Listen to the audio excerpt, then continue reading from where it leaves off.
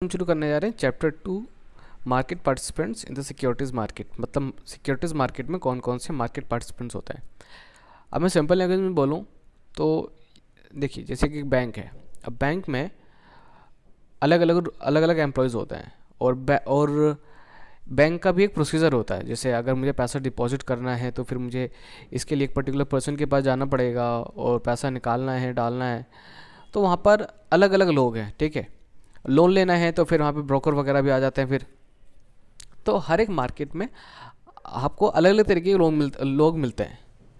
तो हम ये जानने वाले हैं कि जो सिक्योरिटीज़ मार्केट में अभी अब हम जो शेयर या फिर कोई भी सिक्योरिटीज़ हम बाय सेल करते हैं तो उनमें कौन कौन से लोग होते हैं, है ना, और हर एक का क्या रोल होता है, तो उसके बारे में हम जानने वाले हैं। तो इस चैप्टर को पढ़ने के बाद हमें किन चीज़ों की जानकारी होगी। सबसे पहले तो ये कि different types of securities market participant, मतलब सिक्योरिटी मार्केट पार्टिसिपेंट में कितने टाइप के होते हैं पार्टिसिपेंट्स।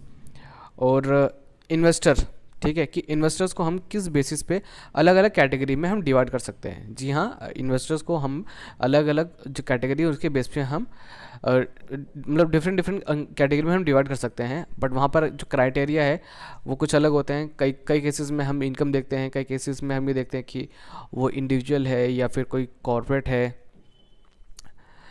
और डिफरेंट टाइप्स ऑफ इशूअर, मतलब कौन कौन सिक्योरिटीज़ इशू करता है। अब हमें पता है कि हाँ, म्यूचुअल फंड की यूनिट्स हम बाय कर सकते हैं, हम शेयर बाय कर सकते हैं, हम डिबेंचर हम डिबेंचर ले सकते हैं। ठीक है, हम मतलब डिबेंचर बदले में हमारी हम दे सकते हैं उधार पे। तो इस तरीके से अलग अलग सिक्योरिटीज़ हैं, तो उनको इशू कौन करता है। तो यहाँ पर अलग अलग टाइप के जो इशूअर्स हैं हम उनके बारे में जानेंगे, और कौन कौन से इंस्ट्रूमेंट्स होते हैं उसके बारे में तो हम जान चुके हैं। और role of different kinds of intermediaries, अब मतलब कि बिचौलिया, जैसे कि अब दो लोग हैं, एक है कि जिसको पैसे की ज़रूरत है, एक बंदा है जिसको पैसे की ज़रूरत है। ये कौन हो गया? ये हो गया, ये वो हो गया जो कि सिक्योरिटी इशू करेगा। और ये हो गए हम लोग, जिनको मतलब हम लोग जो पैसा इन्वेस्ट करना चाहते हैं, अब चाहे म्यूचुअल फंड में हो या फिर सिक्योरिटीज मार्केट में। तो बट हम दोनों को कौन मिलाएगा, हम दोनों को कौन मिलाएगा? तो कोई ना कोई एक बिचौलिया होगा, तो उनके बारे में हम जानेंगे। फिर अब ये सारी चीज़ें तो हो गई, फिर जो ये जो मार्केट है उसको रेगुलेट कर कौन करता है, उसका जो फ्रेमवर्क है वो क्या है। So introduction. तो चैप्टर फर्स्ट में हम पढ़ चुके हैं कि यहाँ कि सिक्योरिटी मार्केट में दो तरह के आपको लोग मिलेंगे, एक होंगे सेवर्स, एक होंगे स्पेंडर्स। सेवर्स कौन होंगे? जो कि पैसा बचाना चाहते हैं, और स्पेंडर जो पैसा खर्च करना चाहते हैं। तो सिक्योरिटी मार्केट क्या करता है? सिक्योरिटी मार्केट एक प्लेटफॉर्म प्रोवाइड कराता है किन लोगों को?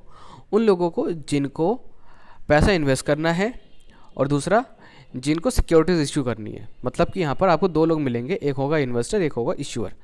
अब जो इशूअर है वो कौन होगा? इशूअर सिक्योरिटीज़ इशू करेगा। अब जो सिक्योरिटीज़ हैं उनको भी हम अलग अलग कैटेगरी में डिवाइड कर सकते हैं। उसमें हमारे म्यूचुअल फंड यूनिट्स भी आ जाते हैं, और जो स्टॉक वगैरह भी हैं वो तो हम चैप्टर फर्स्ट में पढ़ चुके हैं। और इन्वेस्टर मतलब हम लोग जो पैसा इन्वेस्ट करना चाहते हैं। बट जब ये सारी चीज़ें हो रही होंगी तो वहाँ पर कुछ रेगुलेटरी बॉडीज़ भी होंगी। जैसे अगर मैं बैंक में पैसा जमा कर रहा हूँ, और अगर इनकेस मेरे साथ कोई फ्रॉड हो जाता है तो मैं किसके पास जाऊँगा? आरबीआई के पास जाऊँगा, क्योंकि आरबीआई क्या करता है? बैंकिंग सेक्टर को रेगुलेट करता है। तो उसी तरीके से हमारा जो सिक्योरिटीज मार्केट है वहाँ पे जो रेगुलेटरी बॉडीज़ है वो कौन कौन है? सेबी है, आरबीआई भी इन्वॉल्व होती है बहुत सारे केसेस में। ठीक है, तो ये पूरा इंट्रोडक्शन है। अब यहाँ पर हम ये चीज़ें पढ़ने वाले हैं कि जब ये सारी चीज़ें हो रही होंगी, मतलब जब एक सेवर और जो स्पेंडर एक प्लेटफॉर्म पे मिल रहे होंगे, तो वहाँ पे कौन कौन सी इंटरमीडियरीज होंगे, और कौन कौन से वो लोग होंगे जो हमारी हमारी सेफ्टी के लिए रूल्स एंड रेगुलेशंस बनाएंगे। तो पहला जो मार्केट पार्टिसिपेंट होता है वो होता है इन्वेस्टर, यानी कि हम। अब हमें भी अलग अलग कैटेगरी में डिवाइड किया जा सकता है। तो अगर आप रिटेल इन्वेस्टर हैं, तो रिटेल इन्वेस्टर हम आपको किस बेसिस पे बोल सकते हैं? देखिए, रिटेल इन्वेस्टर में क्या होता है कि एक सर्टेन अमाउंट होता है। ठीक है, जैसे अराउंड 2 लाख रुपीज़। ठीक है, अगर 2 लाख तक अगर आप किसी सिक्योरिटी में इन्वेस्ट कर रहे हैं तो यानी कि आप एक रिटेल इन्वेस्टर कहलाओगे। बट रिटेल इन्वेस्टर में हाई नेटवर्थ इंडिविजुअल्स भी होते हैं, बट हाई नेटवर्थ इंडिविजुअल्स उन्हें बोलेंगे जो more than 2 lakh rupees invest करते हैं। बट यहाँ पर भी आपको एक लिमिट देखने को मिल जाती है। तो अगर आप किसी आईपीओ में अगर आप अप्लाई करते हैं तो वहाँ पर भी ना देख लेना कि जैसे अगर आप अपने इंटरनेट बैंकिंग के थ्रू अगर आप किसी आईपीओ में अप्लाई कर रहे हैं तो वहाँ पर कैटेगरी आ जाती है। तो रिटेल में अराउंड जो 2 लाख रुपए तक इन्वेस्ट करता है उसे हम रिटेल बोलते हैं। फिर उसके ऊपर एक और कैटेगरी बन जाती है हाई नेटवर्थ इंडिविजुअल्स। फिर आते हैं हमारे इंस्टीट्यूशनल इन्वेस्टर। तो इसमें हमारे जितने भी कॉर्पोरेट कंपनीज होती हैं, है ना, और म्यूचुअल फंड्स वगैरह होते हैं, तो ये हमारे आते हैं इंस्टीट्यूशनल इन्वेस्टर्स में।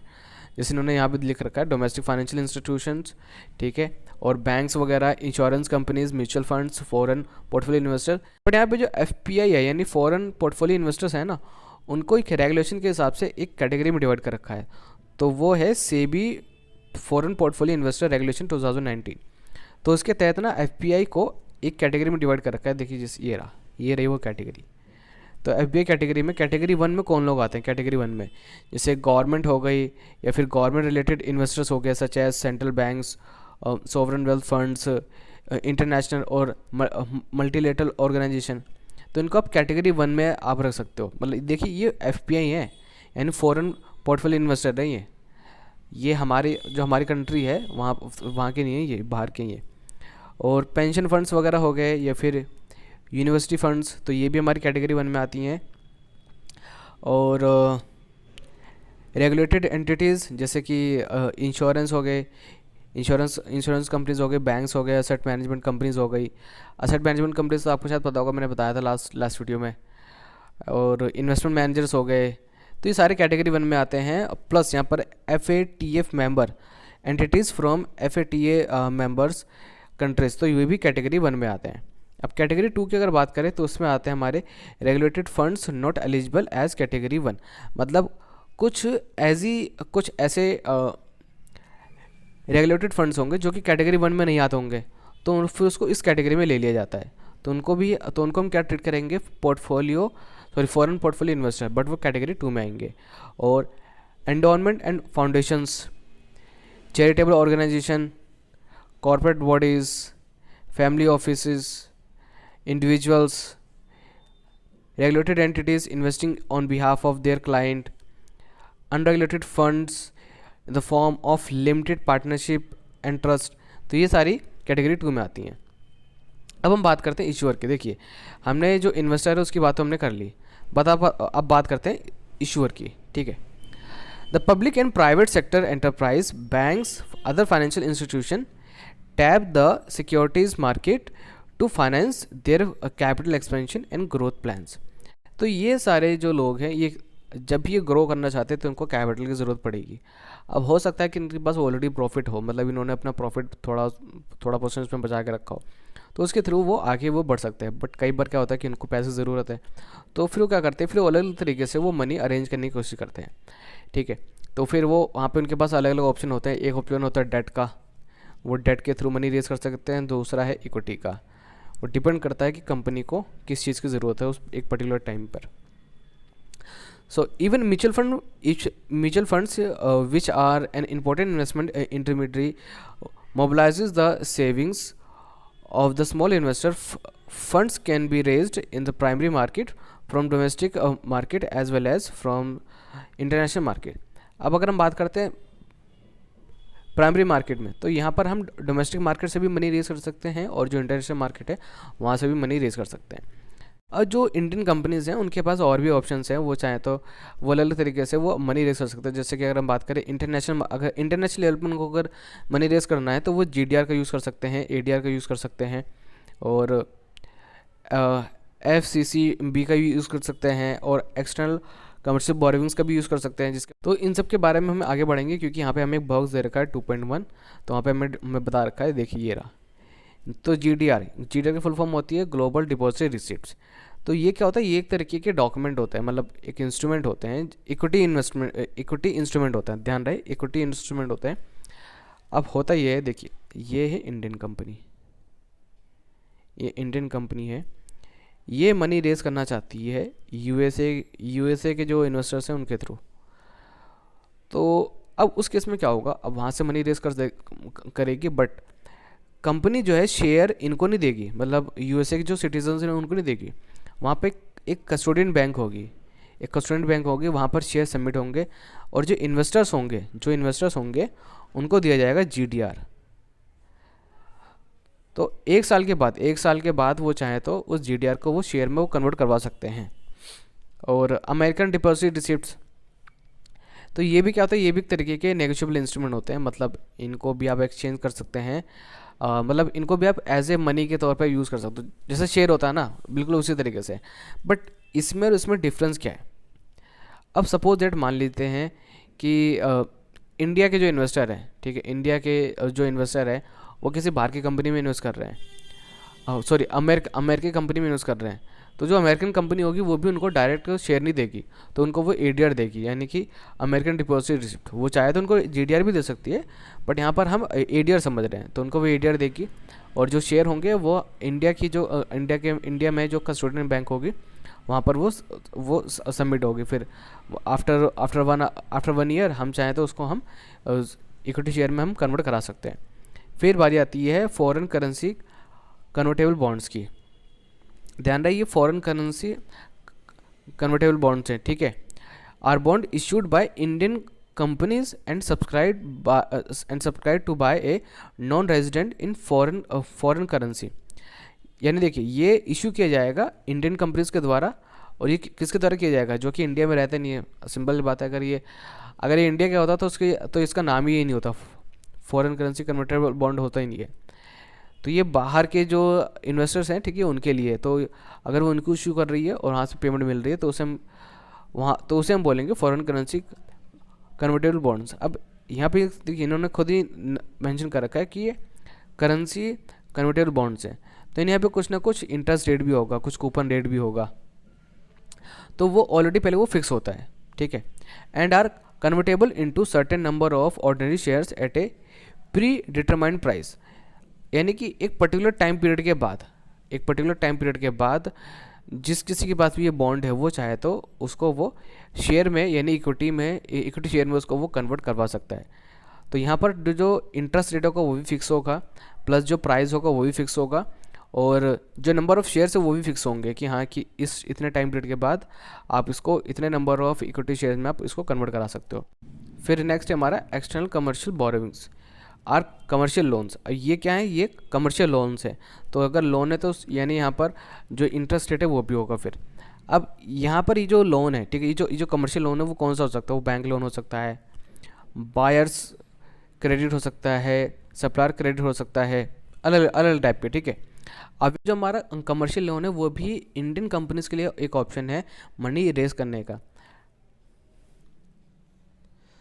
और आईडीआर के बारे में मैंने आपको नहीं बताया। देखिए, आईडीआर अगर इंडिया के मतलब कोई इंडियन कंपनी बाहर से मनी रेज कर रही है, वहाँ पे वो इक्विटी इशू कर रही है, तो वो चाहे तो वो जीडीआर इशू कर सकती है और चाहे तो वो आईडीआर इशू कर सकती है। आईडीआर मतलब इंडियन डिपॉजिटरी रिसिप्ट्स। तो अब हम पढ़ने वाले रेगुलेशंस फॉर इशूअर्स, यानी कि एक इशूअर अगर कुछ मनी वगैरह अगर, तो हम पढ़ने वाले हैं रेगुलेशन फॉर इशूअर, यानी कि इशूअर्स के लिए कौन कौन से रेगुलेशन है। रेगुलेशन मतलब रूल्स, ठीक है। तो यहाँ पे हम पढ़ने वाले हैं SEBI issue capital disclosure requirement regulation 2018। तो उसमें उन्होंने साफ से बोल रखा है कि अगर कोई भी इशूअर अगर मनी रेज कर रहा है तो कुछ कंडीशंस हैं जो उसको फॉलो करनी पड़ेंगे। बट यहाँ पे जो कंडीशंस हैं उन्होंने स्पेसिफाई नहीं कर रखी है पूरी तरीके से, बट इन्होंने बता रखा है कि हाँ, कि कौन कौन से राइट्स वगैरह होंगे। जैसे कि यहाँ पर दे रखा है कि कुछ जनरल कंडीशंस होंगे, ठीक है, कुछ एलिजिबिलिटी रिक्वायरमेंट होगी, और कुछ ऑब्लिगेशंस वगैरह होंगी, ऑब्लिगेशंस राइट्स वगैरह होंगे, और उसके साथ साथ यहाँ पे कुछ और भी तरीके से हम मनी रेज कर सकते हैं। तो उसके लिए भी यहाँ पे कुछ रूल्स एंड रेगुलेशन दे रखे हैं, बट इन्होंने कुछ ठीक तरीके से इन्होंने स्पेसिफाई नहीं कर रखा है कि हाँ, बस इन्होंने इतना बता रखा है कि अगर इस तरीके से मनी रेज हो रहा है तो आपको कुछ कंडीशंस या फिर कुछ एलिजिबिलिटी क्राइटेरिया आपको फिलफिल करना पड़ेगा। ICDR regulations also have detailed requirements laid out with respect to disclosure and process requirements for capital market transaction by listed and unlisted companies. तो आईसीडीआर रेगुलेशन में ना कुछ और भी रिक्वायरमेंट दे रखी हैं लिस्टेड और अनलिस्टेड कंपनीज के लिए। मतलब अगर कोई कंपनी स्टॉक मार्केट पे लिस्टेड है तो वो कैसे वो मनी रेज कर सकती है, और अगर वो अनलिस्टेड है तो वो किस तरीके से वो मनी रेज कर सकती है, और इससे कौन कौन से रूल्स एंड रेगुलेशंस को फॉलो करना है। While the eligibility and disclosure obligation are applicable to the issuer in capital market transaction, the role of merchant banker, lead manager, book runner, यानी देखिए ये तीनों एक ही होते हैं। आप मर्चेंट बैंकर बोल रहे हैं या फिर लीड मैनेजर बोल रहे हैं या फिर बुक रनर बोल रहे हैं आप, ये तीनों एक ही होते हैं। is extremely important since they perform the role of agents in capital market। हाँ, अब देखिए होता ये है कि जब भी किसी कंपनी को पैसे की ज़रूरत है तो वो पहले ना इन्हीं से कांटेक्ट करते हैं, मर्चेंट बैंकर वगैरह से या फिर जो लीड मैनेजर उनसे ही वो कांटेक्ट करते हैं। और ये जो मर्चेंट बैंकर वगैरह होंगे, ठीक है, ये ज़रूरी है कि वो सेबी के साथ वो रजिस्टर्ड हो। यहाँ पे इन्होंने लिख रखा है ना, वो सेबी के साथ उनका रजिस्ट्रेशन होना ज़रूरी है। अदरवाइज़ अगर उनके पास जाएंगे हो सकता है कि, ठीक है, और उनके पास जाओगे और फिर हो सकता है कि जो सेबी है वो मना कर दे कि हाँ कि आप मनी आप रेज नहीं कर सकते, क्योंकि हो सकता है जो डीआरएसपी है, डीआरएसपी एक डॉक्यूमेंट होता है जब आईपीओ लाया जाता है, ठीक है। तो आप मर्चेंट बैंक के पास जाओगे और आईपीओ लेकर आ रहे हो तो वो आपकी हेल्प कर देता है डीआरएसपी बनाने में। तो मर्चेंट बैंकर ज़रूरी है कि वो सेबी के साथ रजिस्टर्ड हो। इन्होंने एक और रूल्स एंड रेगुलेशन दे रखा है, वो है SEBI listing obligations and disclosure requirement regulation 2015। यानी अब कंपनी अगर लिस्ट होना चाहती है स्टॉक मार्केट पे तो उसे कौन कौन से रूल्स एंड रेगुलेशंस को फॉलो करने पड़ेंगे। इश्यूअर और the issuing company desirous of listing its securities on a recognized stock exchange shall execute a listing agreement with such stock exchange in terms of SEBI listing obligation and disclosure requirement regulation 2015। In short अगर कहा जाएगा तो अगर किसी company को stock exchange पे list होना है तो उनको स्टॉक एक्सचेंज के साथ एग्रीमेंट करना पड़ेगा, प्लस वो जो एग्रीमेंट होता है उसे बोलते हैं लिस्टिंग एग्रीमेंट करना पड़ेगा, और उनको सारी टर्म्स एंड कंडीशन उनको फॉलो करनी पड़ेंगी, प्लस जो कुछ रूल्स हैं वो भी उनको फॉलो करने पड़ेंगे। As per the regulations the company is required to obtain in principle approval for listing from the exchange having nationwide trading terminals where it is listed before issuing further shares और securities. Regulation के हिसाब से company को ना कुछ पहले से approval लेने पड़ते हैं सेबी से कि वो स्टॉक एक्सचेंज पर लिस्ट होना चाहते हैं, तो पहले वो एक एप्लीकेशन देंगे, वो फिर सेबी अप्रूव करेगा, फिर सेबी डीआरएसपी मांगेगा। तो वो सारी चीज़ चेक करने के बाद ही वो स्टॉक एक्सचेंज पे वो लिस्ट हो पाता है, अदरवाइज़ नहीं।